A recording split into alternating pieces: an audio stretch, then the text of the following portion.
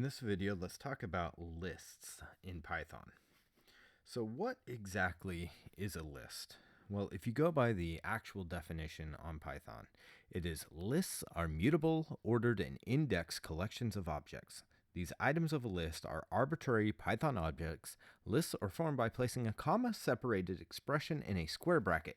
Note that there are no special cases needed to form lists of length 0 or 1. Yeah, I find that to be kind of an odd and confusing explanation. So let's try to rephrase that. They use the word mutable, which means it can be changed or mutated. So that's point one about a list. It can be changed. Point number two is that it has an index, and it's really an ordered collection of things. In a way, I like to think of a list as a box that has items packed into it in a very specific way. And thinking of a list as a box makes a lot of sense, considering the symbol that is used to create it. So to make a list, you have a left square bracket and a right square bracket. So let's define variable a as a list.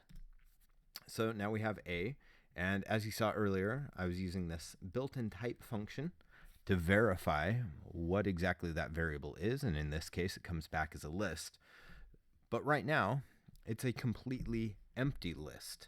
So there's nothing in there. It's just a bracket. So let's put a couple of items in there. And as you saw, we're just going to remake this. We're going to, let's just do numbers in here for now. 1, 2, 3, 4, 5, 6, 7, 8, 9. All right. So we put a couple of integers in there. And so now we have a list that actually has items in it. And one of the things you can do with a list is you can look up items based upon their index. So with a list and in Python, it's using a zero base structure, which means the very first item in there is index 0. And to look up an index, all you have to do is specify the list name, put some square brackets, and then put the index number in there. In this case, it's returning 1.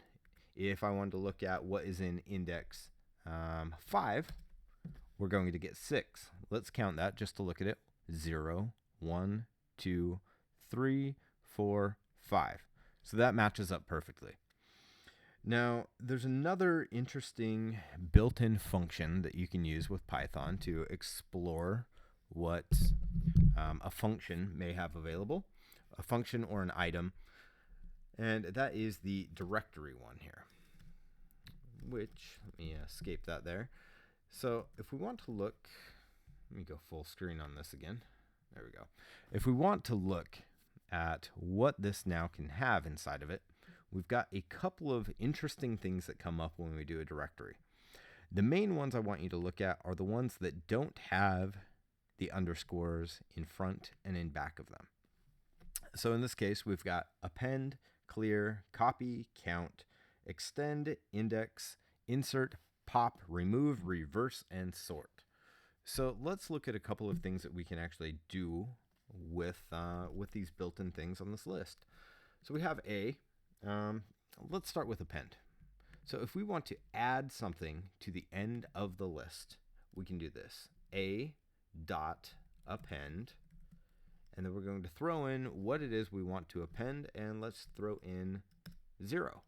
So if we look at A now, you can see that we now have a 0 after the number 9. So append is just going to throw something at the very end of the list. Now clear, what are we going to do with clear? If we do a.clear, what is that going to do? That completely deleted our list. And we really didn't want to do that. It just made it empty. So we can up arrow it a couple of times. There we go. We've now recreated our list. So clear is going to clear out whatever you have with the list. It's kind of like defaulting it. Copy is another one. Now, when you use copy, you really want to define another variable that will be a copy of the list. So we could say b is equal to a dot copy. So now we have B, and we just made a copy of the list. Count. Let's do a.count, and let's just run that without anything in there. And it says it takes exactly one argument. So what is the argument you want to put in there? The argument that you want to put in is you want to see how many times something occurs in the list. So if we put A4, it'll tell us that it occurs in there once. If we go ahead and append that, though, let's append a.append. Let's just say 4. And now we run a.count with 4. We now have 2. So it's counting how many times a unique item or object occurs in the list. All right. Next one down on there is extend. So extend it's a little bit different, as what it will do is it will add the items of a list to another list. And this will add the items as unique indexes rather than as a list within a list like append would. Let's give an example. So let's say we already have B, right? If we were to say a.append B, and now we look at A, we now see that we have a list within there, and the index on that is 0, 1, 2, 3, 4, 5, 6, 7, 8, 9, 10. So if we were to do A10 and look at that, it's not just a single item, we have a full list within there. So if you were to look at this a little bit differently, let's do a.clear again. Let me up arrow it and make A just back what it was, which is that. And this time, if we were to do, let's verify we still have B in there. If we do a.extend and we add B, it's now added all of those numbers within B, or all of those items within B, as unique indexed items that are in A. So it's not going to add it just as a pre-structured list. Next one that we have on the list, index. So with index, what that allows you to do is almost like search for a certain item in the list. Okay, so if we do a.index, and let's say we want to look at 4, it comes back and tells us that the value of 4 can be found at a index 3, and we can verify that by looking up the index. But does 4 occur more than once in there? Which if we do a.count 4, we can see that it does. So what index actually does is it only returns the very first index that it found, and that's going to be the lowest number within the list. So you have to be careful if you're using index to try to find something, because it may occur more than once throughout the list. Next one is insert. What insert will do is it will allow you to insert at a specific point. So let's say we do a.insert, and we want to insert at, let's just look at it like this first. It requires 2 arguments. What those are going to be is the value, the index, and then what it is you want to insert. So let's say we want to insert at spot 0, and let's say I want to change it up and I want to put a string in there. This is index 0. Oops, forgot to throw in an endpoint.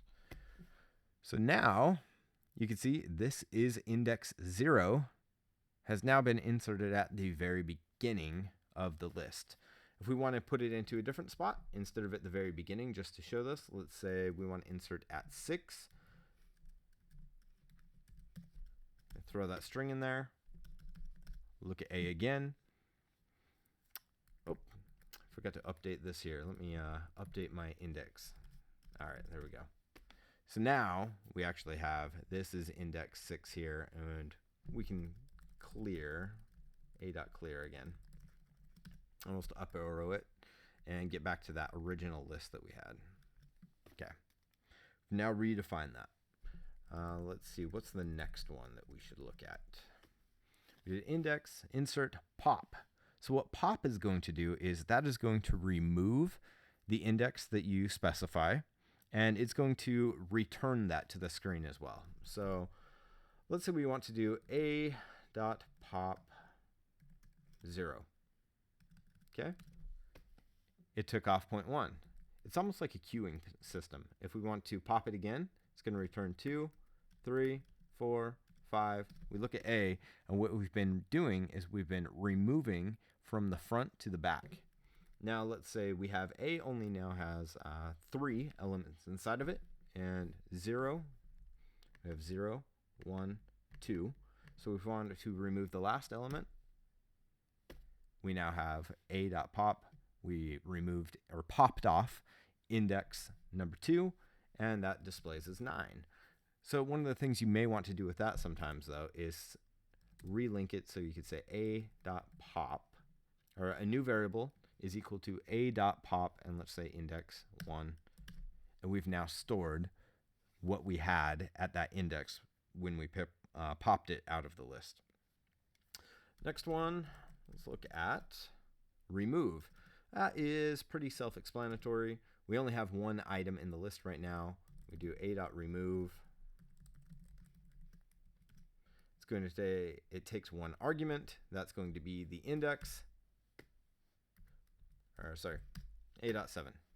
Going to specify the item value to redo or to remove it. So let's recreate this list again.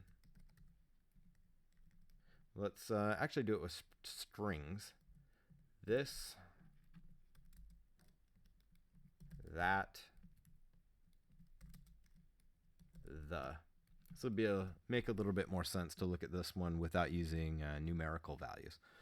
So if we want to remove A.remove this, we now look at A, it removed this. If we want to remove that, it's now removed that from the list. So when you do A.remove, you're going to specify the value that you want to remove from the list. So keep that in mind. It's not going to remove it based upon an index like pop is going to. Let's look at I think the last one's here. Oh, reverse. Let's recreate A equals 0, 1, 2, 3, 4, 5, 6, 7, 8, 9. Okay. So if we just do A.reverse, that is pretty self-explanatory. All it did was reverse the list. Okay. And the last one there is A.sort. What we did there is we are now sorting this, and we can sort that in the order that we want to. It's not quite like reverse because there's some other things you can do with this.